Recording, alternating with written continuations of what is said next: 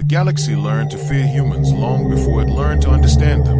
In most wars, fear arrived loudly, carried by burning fleets and shouted threats. Human fear was different. It arrived quietly, wrapped in preparation and patience, and that silence unsettled every species that encountered it. Admiral Cale Rourke stood on the command deck of the TCS Valiant, watching the slow rotation of the holographic star map. Blue lights marked Terran systems. Beyond them, clusters of red and yellow pulsed steadily, enemy territory growing denser by the hour. The Concord fleets were gathering, no longer hiding behind diplomacy or excuses. Status, Rourke said. Commander Elise Navarro kept her eyes on the console. Long-range sensors confirmed full mobilization. All Concord fleets are moving to forward positions. Rourke exhaled slowly. Humanity had waited for this moment, not with anticipation, but with grim certainty. The Concord had finally stopped pretending. For decades, they had pushed humanity outward. Economic pressure, closed borders, blockades disguised as peacekeeping. Humans endured it. They negotiated. They complied. Until Helios burned.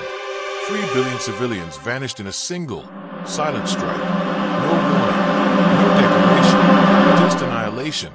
Later labeled a containment failure by Concord officials who had never set foot on a Terran world. Now the galaxy waited for humanity's response. There was none. Terran space went dark. Civilian traffic vanished. Commercial broadcasts ceased.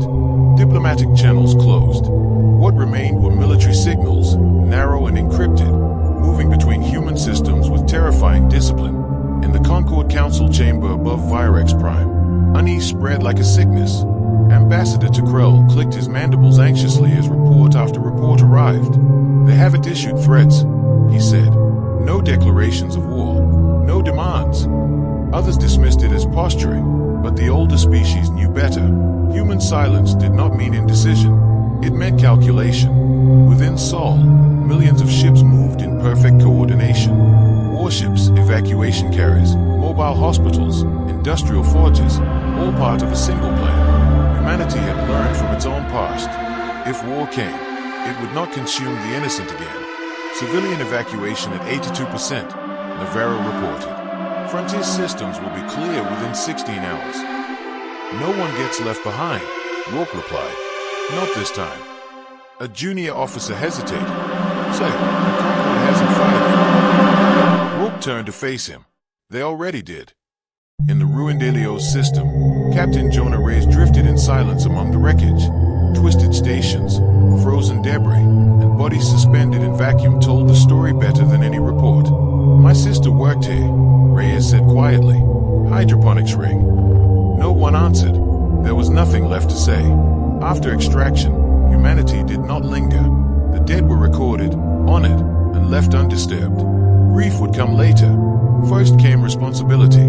Back in deep space, within a facility carved into ancient stone, Terran command gathered. No flags, no speeches, just function. This phase is over, Rourke said. They think we're angry. He activated the display, revealing Concord fleet concentrations. They're wrong. We're resolved. When he authorized the silence protocol, an ancient system awakened, one designed not to destroy, but to prevent destruction. Humanity had sworn never again to let others decide its survival. Across the galaxy, communication networks failed. Not jammed, not disrupted, simply erased. Concord fleets found themselves blind, isolated, unable to coordinate. Then a Terran transmission reached every ship at once. This is Admiral Cale Rourke of the Terran Coalition Navy. You attacked our civilians. We evacuated ours. Now we are removing your ability to threaten us. We are not coming for your worlds, only your fleets. Moments later, Terran warships emerged from hyperspace in flawless formations.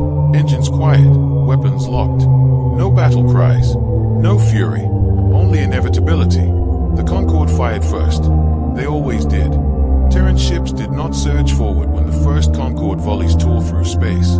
They held position, drifting like silent shadows while energy beams and missiles scattered across carefully calculated defensive envelopes. Human shields flared only when necessary, absorbing impact with cold efficiency. No wasted power, no panic. On the Valiant, Admiral Rourke watched the data streams converge. Every shot, every vector, Every error the Concorde made was logged, processed, and fed back into targeting solutions. Enemy fire patterns identified, Navarro said. They're reacting emotionally. No adaptive cycle. Rope nodded. They expected us to rush. Across the battlefield, Concorde commanders shouted conflicting orders. Fleets designed for intimidation, not resistance, struggled to maintain formation. Ships overlapped firing arcs. Communications lagged. Confusion spread faster than fear. Then the humans answered. A single Terran cruiser adjusted its orientation by a fraction of a degree and fired. The projectile crossed the void faster than sensors could track and pierced a Concorde destroyer cleanly through its command core. The ship went dark, drifting intact but dead. No explosion, no spectacle, just absence. Another shot followed, then another, each one precise, removing leadership, power, or mobility. Concorde vessels were not obliterated, they were neutralized. Whole fleets became floating debris fields of living crews trapped in powerless hulls. They are not trying to wipe us out, a Concorde tactical officer whispered in disbelief. That's worse, his commander replied. Captain Jonah Reyes stood on the bridge of the Iron Will, watching disabled enemy ships slide past like ghosts. He remembered the Helios ruins. He remembered the silence there too. Target carrier locked, tactical reported. Weapons ready. Reyes closed his eyes for a heartbeat. Fire control. Stand down. We move past. Let's say. They're done, Reyes said. We're not here for revenge. The Iron will slip by, leaving the crippled carrier behind. Humanity would not become what the Concorde feared them to be. On Virex Prime, panic shattered the Council's composure. Delegates shouted as updates flooded the chamber. Entire defense grids had gone offline. Fleet after fleet was lost without a single planetary strike. They're in orbit and they are not firing, one councillor screamed. Ambassador Tukrell felt his limbs grow heavy as he realized the truth. They don't need to, he said quietly. They already won. A Terran fleet appeared above the capital, sealing hyperspace lanes with flawless geometry. Orbital weapons shut down seconds later. Overridden by systems no one believed humans could breach so quickly. Then the human signal returned. Calm, measured. You believed power meant destruction, Rourke said. You believed mercy was a mask for weakness. This is restraint without illusion. The council chamber was silent. You killed our civilians, Rourke continued. We removed your fleets. That is the balance. A councillor's voice trembled. What are your terms? There are none, Rourke replied. We are leaving. True to his word, Terran ships withdrew. No occupation followed. No demands. No triumphant declarations. Just absence, and the knowledge that humanity could return at any moment. Weeks passed. Trade resumed cautiously. Borders were redrawn not by force, but by agreement. The Concorde still existed, but now it spoke softly when Terrans listened. Helios, the memorial station took shape. No weapons, no defenses. Names etched into alloy, visible to all who passed through the system. Captain Reyes stood before it once, helmet tucked under his arm. They won't forget, he said to no one. He was right. The galaxy learned then that humanity did not seek dominion. They sought certainty, safety, an end to threats before they became tragedies. And whenever Terran space grew quiet, whenever their fleets went dark and their voices fell silent, every species remembered Helios and hoped the humans would never need to decide again. The silence that followed the withdrawal was heavier than the battle itself. Across Concorde space, crippled fleets drifted where they had fallen. Emergency crews worked desperately to restore power, to save lives, to understand how an enemy had dismantled centuries of military doctrine in a single, measured engagement. There were no human pursuit forces, no harassment strikes, no follow-up attacks. Humanity had stepped back exactly as promised. That restraint terrified them. In the weeks that followed, Concorde analysts replayed the battle data endlessly. Every simulation ended the same way. If humans had chosen annihilation, there would have been no Concorde left to analyze anything. The conclusion was unavoidable and deeply unsettling. Humanity had fought at a fraction of its capacity. Admiral Rourke knew this would happen. He watched the diplomatic traffic resume slowly, cautiously, as if the galaxy itself were afraid to speak too loudly. Messages came not as demands, but as questions, requests, apologies disguised as trade proposals. Concord envoy requesting audience, Navarro said one cycle later. They're asking, sir. Rourke allowed himself a thin smile. Send them to Geneva Station. The station hung at the edge of Sol, deliberately unarmed, deliberately vulnerable. It was a statement humanity had used before. We are not afraid of you here. The Concord delegation arrived in silence. No banners, no armed escort, just officials whose confidence had been burned away by quiet efficiency. Ambassador Terran bowed low, a gesture his species rarely offered. Admiral Rourke, he said carefully, we have come to prevent further misunderstandings. Rourke studied him. Alios was not a misunderstanding. Terran flinched. No, it was a crime. That word echoed through the chamber. We cannot undo it, Terran continued, but we can ensure it never happens again. Rourke folded his hands behind his back, then listened carefully. Humanity will not join your Concord. We will not submit to oversight by those who fail to protect our civilians. The envoy nodded. Then what do you want? Rourke's voice was steady. Recognition, borders, and one rule. The chamber grew still. If a Terran system is threatened, Rourke said, we respond. Immediately, unilaterally, without negotiation. Terran hesitated only a moment before answering. Agreed. The ink was barely dry when news spread across the galaxy.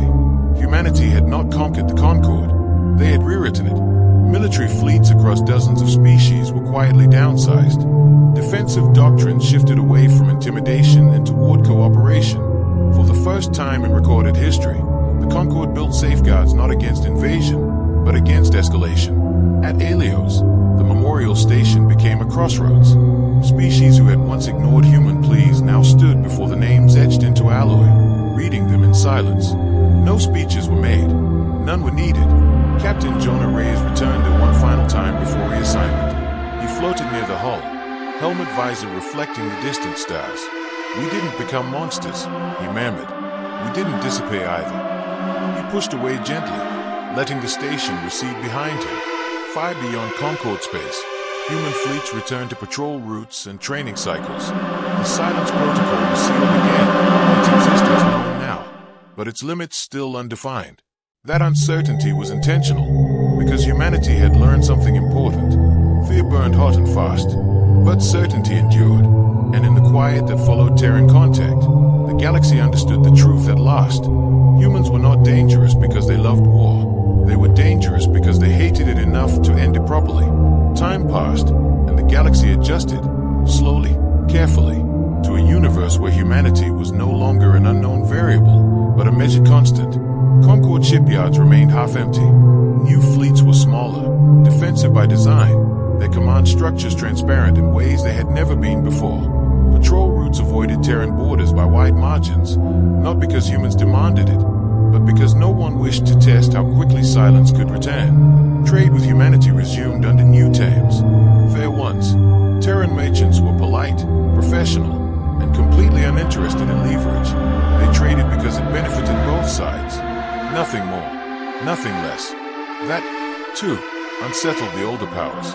Admiral Rourke retired 3 years after Alios, not to ceremony or acclaim, but to a quiet coastal city on Earth where the ocean reminded him that some forces didn't need to prove their strength. On his last day in uniform, Navarro stood beside him on the Valiant's deck. They'll call again, she said. The galaxy always does. Rourke nodded.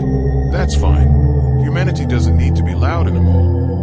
He left the fleet in capable hands, knowing the doctrine would outlive him. Silence was not a weapon, it was a choice, and one humans would only make when there were no others left.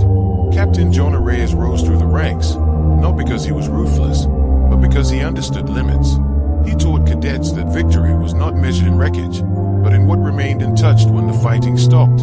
Anyone can destroy, he told them. Control is harder. Restraint is hardest of all. Years later, when a border skirmish flared between two non-Terran powers, humanity did not intervene militarily.